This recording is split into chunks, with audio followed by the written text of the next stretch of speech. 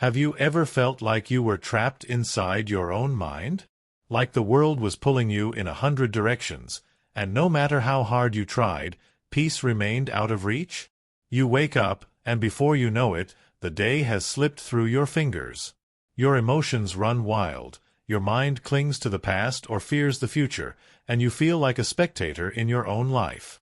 What if I told you there's a single, powerful practice, a timeless discipline from the Stoics, that could instantly begin to redefine your life? Not tomorrow, not next year, but right now. In this video, we're going to explore that practice in depth. A practice that has guided emperors, warriors, philosophers, and survivors through history's darkest moments. And by the end of this video, you'll not only understand it, but you'll be ready to live it. This is your invitation to step into clarity, resilience, and command of your life. Stay with me. The problem: a world of distraction. We live in an age of endless noise. Notifications, social media, demands from others, fears about the future, regrets about the past.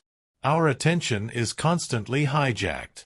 And every time you allow your focus to drift, you lose a piece of yourself. The Stoics knew this problem intimately.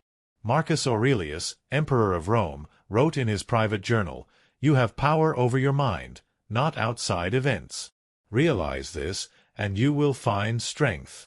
The world around us has always been turbulent, but it's the storm inside our mind that truly disrupts our peace. The Stoic solution: the practice of presence. The one practice that will instantly redefine your life is this: the practice of presence. It sounds simple, perhaps even too simple. But simplicity is deceptive. In the Stoic worldview, presence isn't just mindfulness, it is mastery. It's the disciplined ability to anchor yourself in the current moment, to respond instead of react, to see things as they are without the distortions of fear, anger, or longing. Epictetus said, "It is not things that disturb us, but our opinions about them." Presence removes the fog of opinion and reveals clarity. Why presence matters. Imagine a man standing in the middle of a raging storm. The wind howls, the rain lashes his skin, but he remains unmoved, rooted. His power lies not in controlling the storm, but in mastering his reaction to it. Presence is that root. It anchors you when life throws you chaos. When you're truly present, anxiety about the future loses its grip. Regret about the past dissolves. You see people's actions without personalizing them. You make decisions from clarity, not impulse. Seneca wrote, "We suffer more often in imagination than in reality." Presence dismantles imagination's tyranny and grounds you in what is. How to practice presence. Let's break down how the Stoics cultivated presence, not as a vague concept but as a deliberate, practiced discipline. 1. Morning reflection. Marcus Aurelius began each day by anticipating the challenges ahead. He wrote, "When you wake up in the morning, tell yourself, the people I deal with today will be meddling, ungrateful, arrogant, dishonest, jealous, and surly." Why? Because foreseeing difficulty prevents shock and anchors you in composure. Each morning, take 5 minutes to reflect. What might test me today? How will I meet it with calm? 2. Focused attention on one task. Stoicism teaches that multitasking scatters the mind. Choose one task. Give it your full attention. Marcus Aurelius reminds us, do every act of your life as if it were your last. Approach each task, whether washing dishes, speaking to a friend, or writing an email, as your sole duty in that moment. 3. The pause before response. When someone angers or offends you, before reacting, pause. Marcus Aurelius asked, "Is this something in my control?" That split-second pause to check yourself is presence in action. It transforms reaction into reflection. 4. Evening review. At day's end, the Stoics reviewed their actions. What did I do well? Where did I falter? Where did I let my mind escape the present?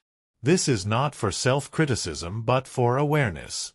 Seneca advised, "When the light has been removed and my wife has fallen silent, I examine my entire day." The benefits of presence. When you cultivate presence, you command your emotions rather than serve them. You navigate conflict with poise. You experience deeper joy in simple moments. You think clearly and act decisively. You become unshaken by external circumstances. Presence makes you formidable because it makes you master of yourself. Modern distraction versus ancient presence.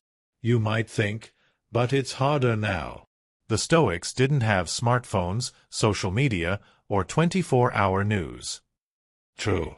But they faced their own distractions: political chaos, war, betrayal, personal loss.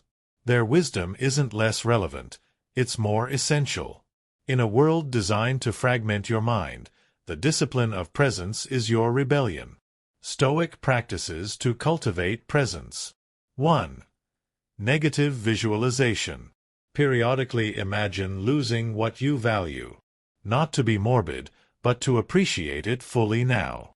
Seneca wrote, "He robs present ills of their power who has perceived their coming beforehand." By visualizing loss, you root yourself in gratitude for the present. 2. Voluntary discomfort. Practice occasional hardship, cold showers, fasting, minimalism. It sharpens awareness. It reminds you that comfort isn't a requirement for peace. 3. Memento mori. Remember that you will die. Not to depress, but to awaken. Marcus wrote, "You could leave life right now.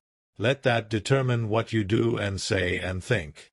The fleeting nature of life focuses the mind powerfully on now. 4. Nature contemplation.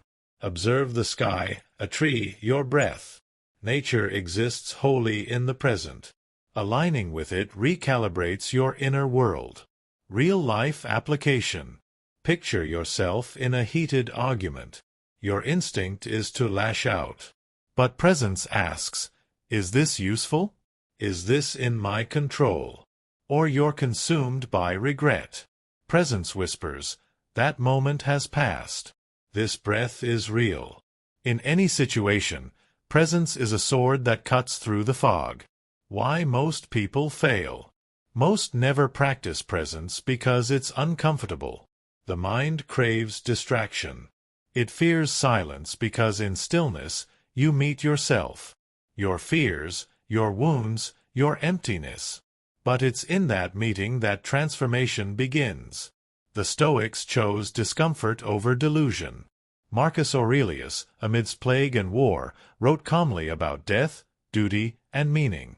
His peace wasn't the absence of problems, but the mastery of his attention. Your challenge. For the next 7 days, commit to this practice. Morning reflection.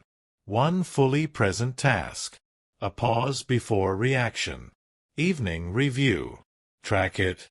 Journal your moments of presence and distraction. Notice how your clarity, peace, and strength grow. There is no life, no moment outside this one. As Marcus Aurelius said, confine yourself to the present. The past is a story. The future is imagination. This breath, this step, this choice is real. Master presence, and you master life. Thank you for watching. If this resonates, share it. Not because we seek followers, but because the world needs more awake minds. Until next time, stay disciplined, stay present.